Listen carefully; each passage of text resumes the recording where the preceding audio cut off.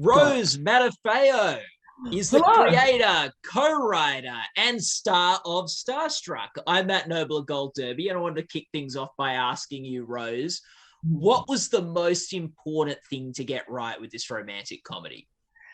Most important thing to get right, the lighting, I think. No, I'm not sure. Well, you know what? I think a very important thing with a thing when you're operating in a genre like rom-coms is that I think rom-com fans are very tough. You tougher than you'd think. I think because people who are obsessed with rom-coms are obsessed and they know everything about it. And I think to make something that uh, uh, offers itself to the genre to be accepted into the universe of rom-com is a scary thing. But I think myself and Alice and Nick, who wrote the show, were very wary of the fact of like when you write a rom-com, there are certain rules that you can follow, and there are certain rules you can break. So it's tough. It's always tough to write something that has kind of branded with being part of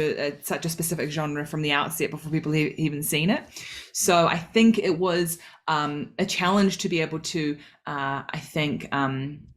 satisfy people who are total fans of rom-coms, but also like bring people to it who don't necessarily like rom-coms. I think some people are like, no, rom-coms are totally crap. Like I never watch rom-com; they're always terrible. And I think making sure that the comedy element of it was like strong enough was really important for us, for sure.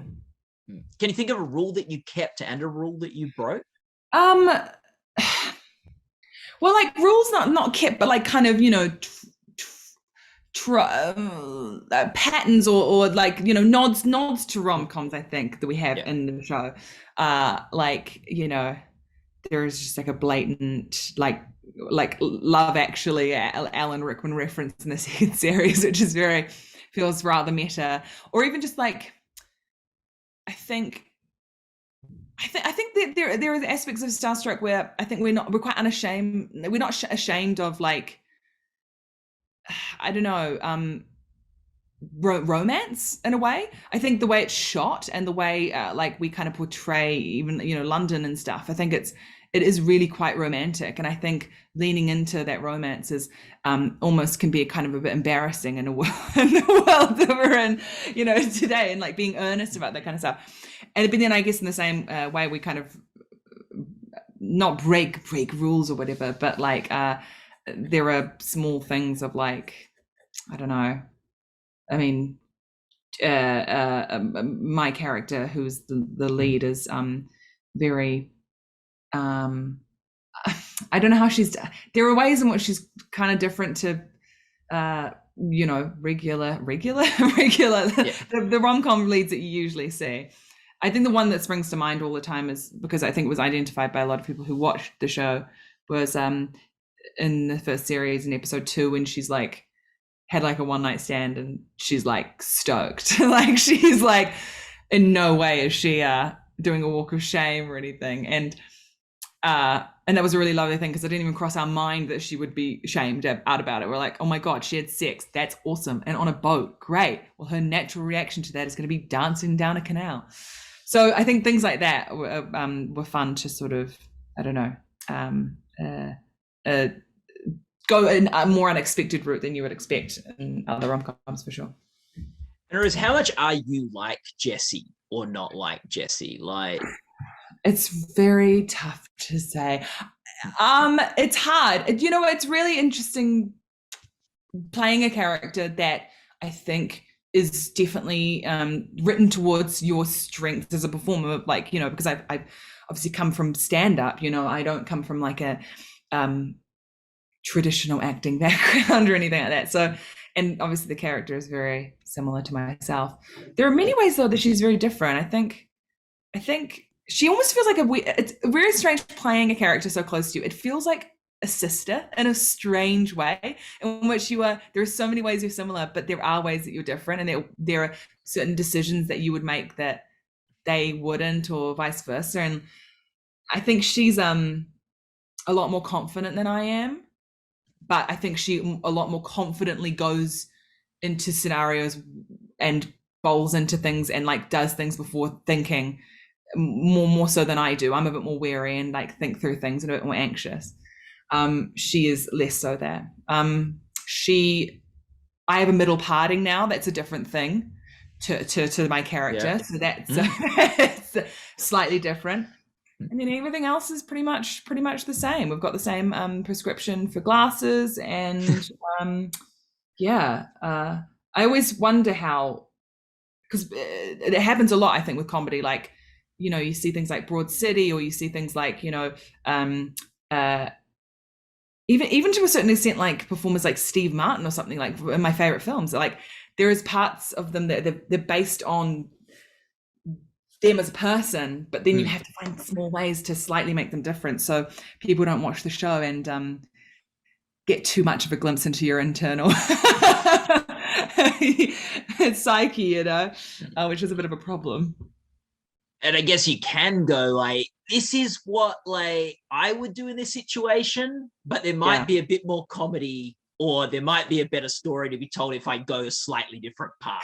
Completely. I think that's the biggest thing, is it, particularly in comedy, that's the difference, I think that's a huge difference between, you know, writing. I mean, there's many differences of writing drama and comedy, but comedy is that you are always going, what is the funniest story here? What is the funniest path? And it's necessarily the most moral. It's not necessarily the most, or the one that makes the most sense. It's like, it's very hard because you've got to run towards the story that will create the most, like, you know, it's like the situations that are more conducive to jokes. But that does, as a writer, it puts you in a bit of a bind sometimes as well, when you're trying to make characters who feel real and feel quite consistent with the reality you experience and stuff. So it is hard. It's hard sometimes with Jessie as well, because she's a funny character. She's supposed to be funny. She makes some stupid decisions, and like, because this show kind of it's got one foot in drama, one foot in comedy a lot of the time. We kind of switch depending on, you know, what's appropriate. People can watch it and go, what the hell is she doing? And it's like, but it's funny. Remember, it's a comedy. So yeah, that can be kind of difficult sometimes. Yeah. And not to say we as people don't make stupid decisions in our own lives, but we're often not going into situations going, you know, what as I approach this relationship is going to be the funniest thing that's going to produce the most comedy. I don't know. Maybe that's why none of my relationships have worked, is that's my approach to all of them. What is going to be the funniest thing to do in this relationship? What would be really funny right now?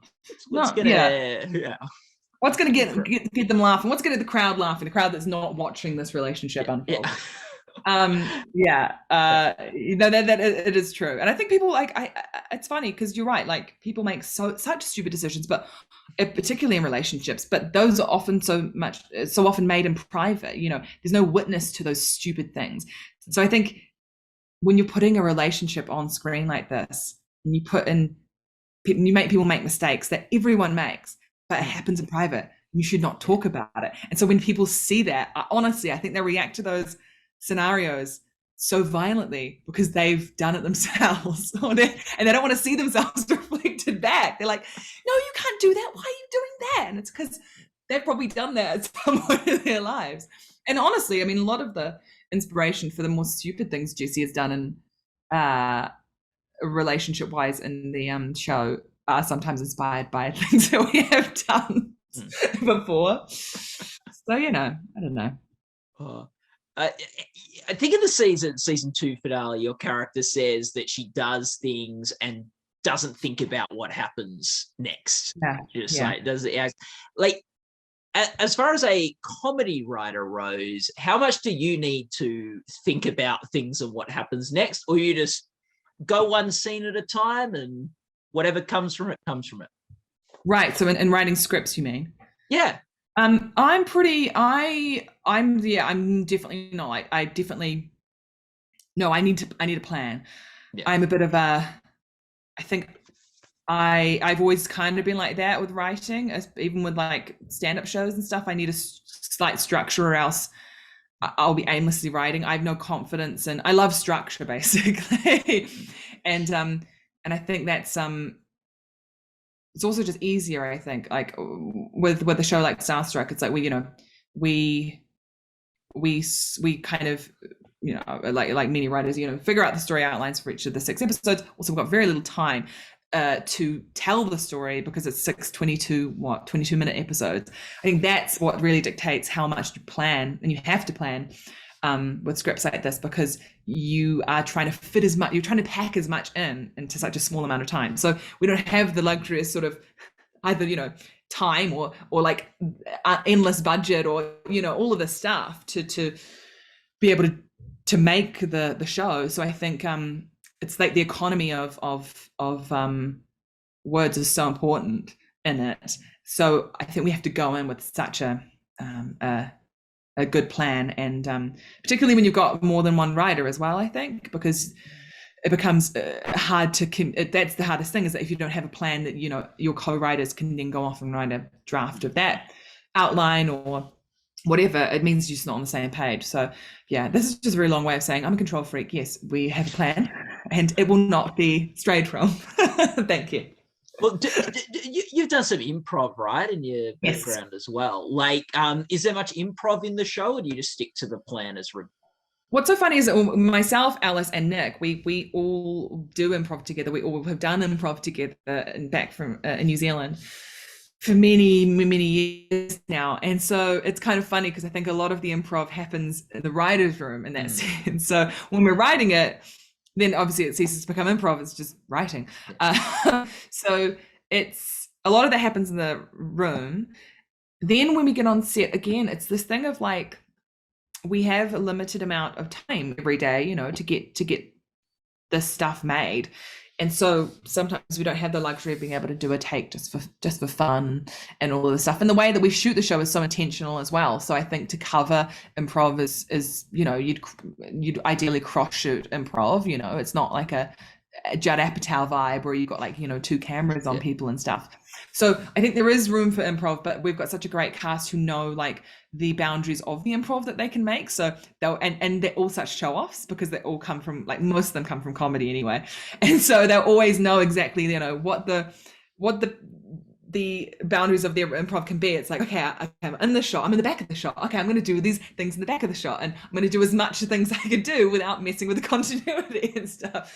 So I think there is room for improv, and also room for suggestions and offers and stuff, because Alice has always been on set as a writer throughout the first 2 series, and so she's always there to tinker with the script, or if something doesn't feel right with an actor, you can adjust it. So yeah, in a way there is, but not in that kind of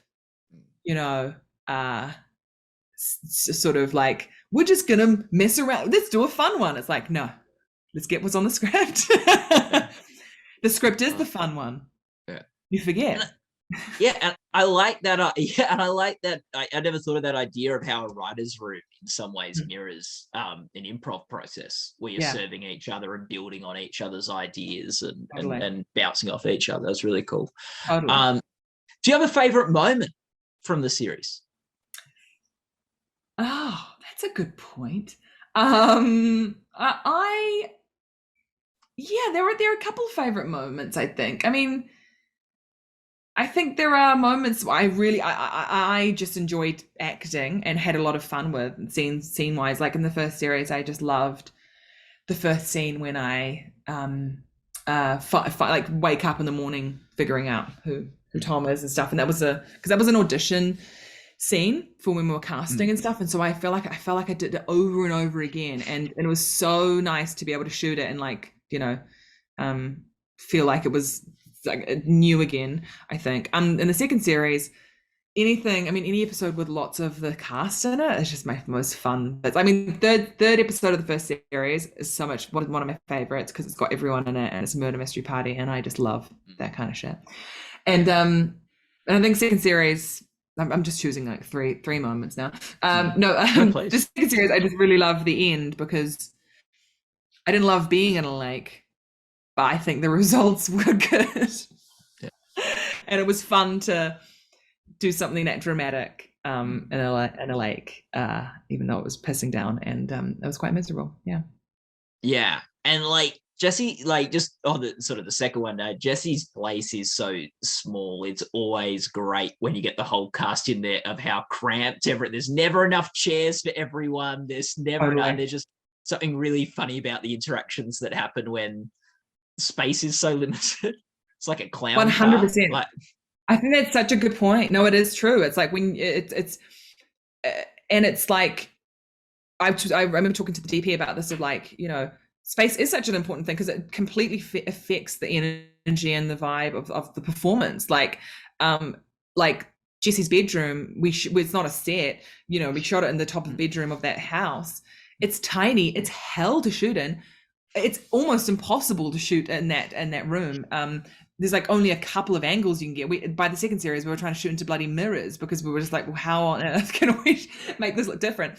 But it's great because, I mean, that confined space, we never would have built that in a set because it would have just been annoying. But it adds to the story so much. It makes you feel like, you know, Jesse's just this little girl living up in the attic or somewhere, and it feels very cozy and small, and yeah. So, but no, I think that's something I will keep in mind. Always put the cast in a clown car-esque setting for comedy.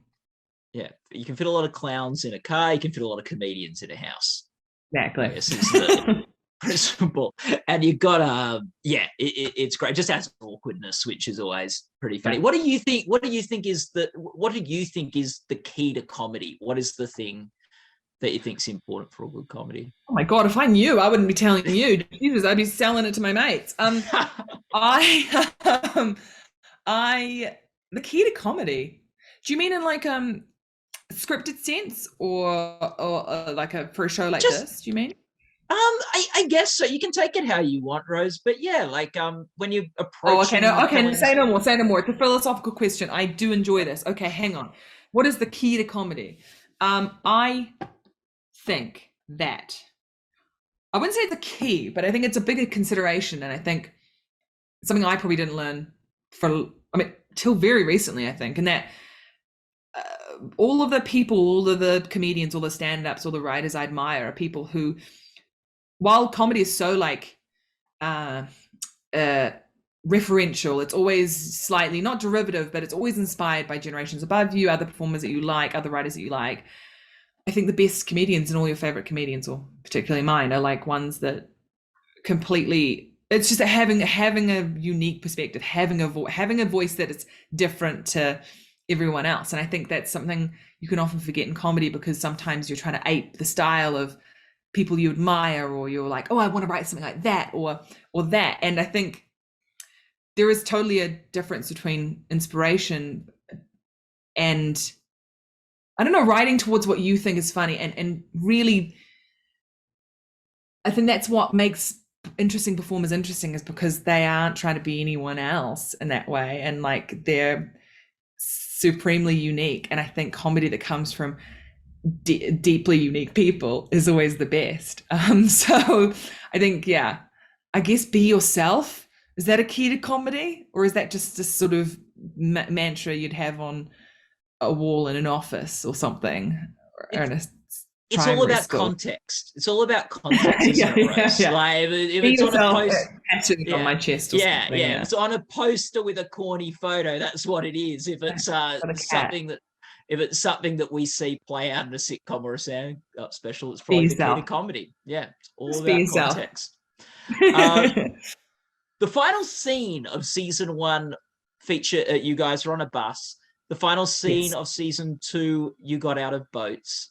What mode of transportation is the final scene of season 3 going to take? Blimp, because blimps are coming back, apparently. I have heard airships are coming back. So if they are up and running by the time we are shooting season 3, then I would be very interested in setting a good portion of the show on a blimp. Very Indiana Jones style. Yeah. That's a Gold Derby exclusive. Season 3 ending on a blimp. Look, honestly, if anyone in the airship, you know, I mean, obviously we don't want to be the first. We don't want to be the first on the airship. Let's send a couple people up there first. But you know, I mean, yeah, I love transport. what can I say? I'm passionate about public transport. It will be some form of public transport as well. Yeah. Okay. Fantastic. Rose, thanks so much for chatting with us today. Thanks so much for having me, Matt. All the best of luck with the upcoming Emmy Awards for this show, for Starstruck, for acting, writing, comedy series. Hey, even the lighting category, you might be able to break in there with Starstruck. Oh, I have no expectation. I mean, I might just be working catering at the Emmys. That would be great. I think I could get in there. Yeah. Well, some more dirt. Sending you CV. So for your consideration also for the Academy, for Rose to be on the catering team for this year's Emmys, people watching this interview. Yeah. Love it. People watching this interview can go to goldderby.com to watch other interviews and make your own award predictions. Hey, Rose, this was so much fun. Thanks so much for the time. Thanks so much for having me.